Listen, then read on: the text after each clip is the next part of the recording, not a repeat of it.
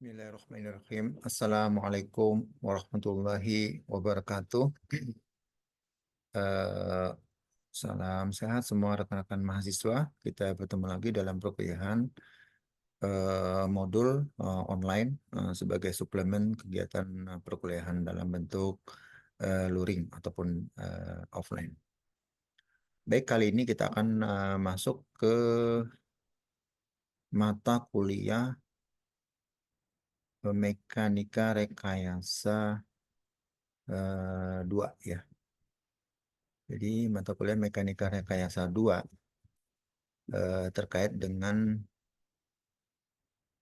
struktur statis tak tentu. Jadi materi ini adalah lanjutan dari mekanika rekayasa 1 pada semester sebelumnya ya. Kali ini untuk program studi Diploma 4 Teknologi Rekayasa Konstruksi Jalan dan Jembatan.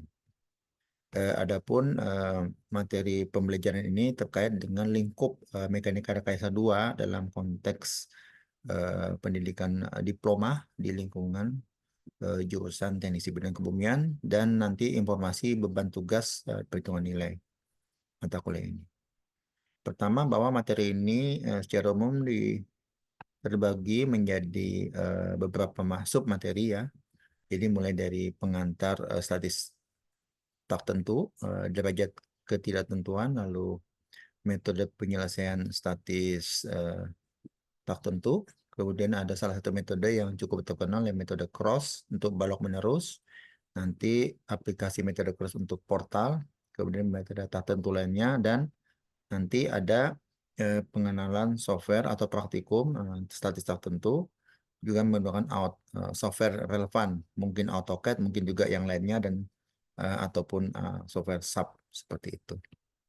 Mengenai nilai tentunya terdistribusi dari konteks kehadiran, perilaku tugas, dan ujian-ujian dan juga beberapa kegiatan akademik lainnya. Baik, statis tak tentu itu adalah satu kondisi di mana nilai redundan atau R konstruksi itu lebih dari 3, di mana konstruksi itu kan ada eh, konstruksi yang sifatnya stabil, tertentu R-nya 3 ya, atau konstruksi yang lebih dari 3, itu tak tentu. Tapi kalau kurang dari 3 namanya labil ya. Kalau labil itu kurang dari 3, kalau sama dengan 3 redundannya tertentu, kalau lebih dari 3 adalah tak tentu. Jadi ini adalah kriteria konstruksi. Nah, untuk beberapa konstruksi yang R-nya itu lebih dari 3 tentunya disebut tak tentu. Nah, solusi tak tentu itu tentunya dilakukan dengan beberapa cara. Nah, cara yang sering dipakai di mekanika rekayasa 1 atau tertentu adalah dengan tambahan engsel atau konstruksi penopang, portal tiga sendi, dan pengurangan penguraian gaya-gaya dalam pada balok miring. Jadi untuk misalnya tambahan ini, misalnya begini kan, di sini ada konstruksi jumlah redundannya banyak nih, 1, 2, 3, 4, 5. Jadi ada 5 ini. Tentunya lebih dari 3 dia termasuk tak tentu kan. Tapi cara menguranginya dengan engsel. Jadi engsel itu bisa dikurangi. Karena ada engsel 1, 2, jadi akhirnya 5 tadi dikurang 2. Ada engselnya 2 nih, S1, S2. Jadi 5 dikurang 2 sama dengan 3. Sehingga dia menjadi tertentu. Karena 3 itu masuk statis tertentu. Cara kedua adalah ini juga contoh 2. Ini ada redundannya 1, 2, 3. Ini 4. Ini kemudian 5. Jadi ada 5 ya. 5 ini dikurangi engsel. Engselnya kan ada 2 ya. 1 dan 2.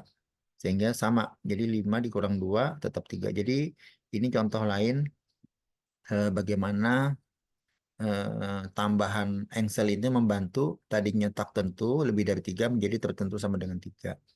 Jadi kalau ini kan ada namanya konstruksi utama.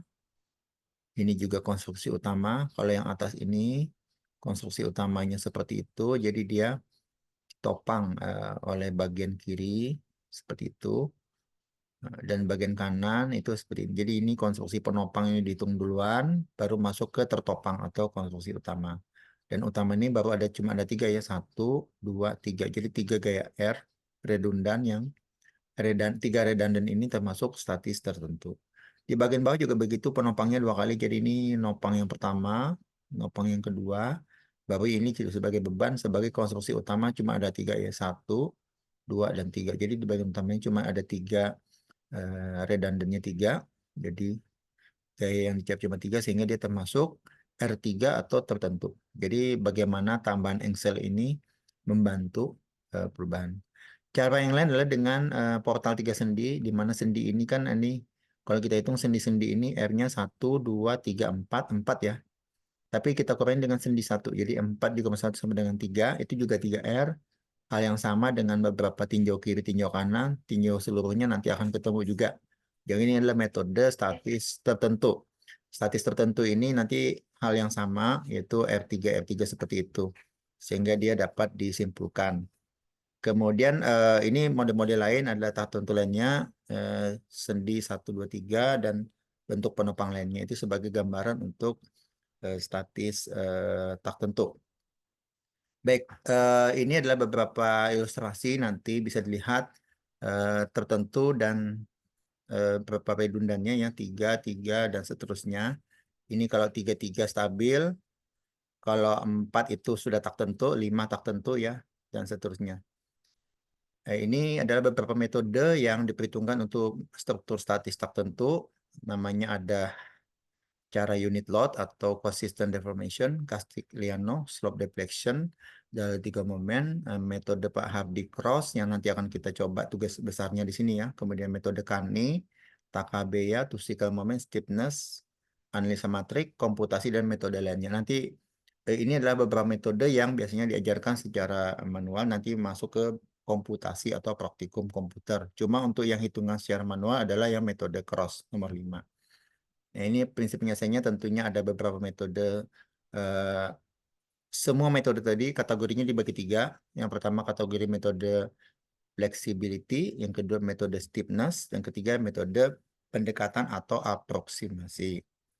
Nah, metode cross yang nanti akan menjadi tugas besar kita ditemukan oleh Pak Profesor Hardy Cross.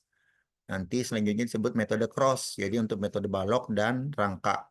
Lalu ada metode titik timpul, nanti ada istilah titik kumpul, momen primer, lalu faktor kekakuan, faktor distribusi, dan tabel cross dan toleransi kesalahan. Titik kumpul itu adalah pertemuan, jadi seperti ini, titik kumpul di B, pertemuan balok AB dan BC, titik C pertemuan BC dan CD. Seperti itu. Kemudian ada lagi momen primer. Momen primer itu momen yang timbulkan akibat beban luar. Jadi searah jarum jam positif, berlawanan jarum jam itu negatif. Jadi kurang lebih ada rumus tersendiri tabelnya ya. Di buku teknik sipil itu di karangan ANOVA, itu sudah ada tabel-tabel bagaimana nanti distribusi bentuk-bentuk momen primer seperti itu ya. Jadi kiri kanannya tergantung kondisi bebannya dan kondisi perletakan kiri kanannya ini seperti apa. Begitu seterusnya, bentuk segitiga juga ada, terputus juga ada, dan seterusnya ini ada dalam buku teknik sipil tersebut. Nah, lalu nanti ada momen akibat goyangan jika nanti ada konstruksi bergoyang ya, untuk misalkan kondisi jepit-jepit, jepit sendi, nanti ada beda koefisien antara 6 ya dan 3 ya. 3 seperti itu. Ini ada beberapa contoh goyangan, nanti gambarnya kurang lebih seperti ini ya. Dan kekakuan. Jadi kekakuan ini adalah komponen balok yang ada kekakuannya. EI, 2EI. E adalah komponen elastisitas. I inersia. E adalah bahan bakunya kayu, beton, atau baja. Sedangkan I adalah bentuknya. Bentuknya profil I, profil segi 4 bulat, dan huruf A, dan seterusnya. Nah, seperti ini. Jadi EI adalah E modulus elastisitas, I inersia. E adalah jenis materialnya, apakah dia kayu, beton, atau baja, nanti berapa kekuatannya ya, modulusnya, dan I adalah penampang, jadi dia segi 4, segi 3, seperti itu. Lalu hubungan kekakuan nanti ada sendi-sendi itu 3, sendi jepit itu 4. Kemudian untuk akumulasi ini jumlahnya harus sama dengan 1. Nanti ada faktor distribusi, jumlahnya juga harus 1 dibagi per titik. Lalu ada tabel cross. Tabel cross itu nanti ada titik, batang, ada faktor distribusi, ada momen-momen distribusi. Dan nanti akan terjadi persilangan atau cross istilahnya ya, antar batang, dan antar titik. Nanti kita akan coba peragakan dan perhitungan itu balok menerus, dan untuk portal langkah-langkahnya kurang lebih seperti itu untuk modul kali ini. Semoga dapat terjelaskan. Nanti kita akan coba dengan latihan contoh. Demikian, terima kasih atas perhatiannya. Kita cukupkan. Assalamualaikum warahmatullahi wabarakatuh.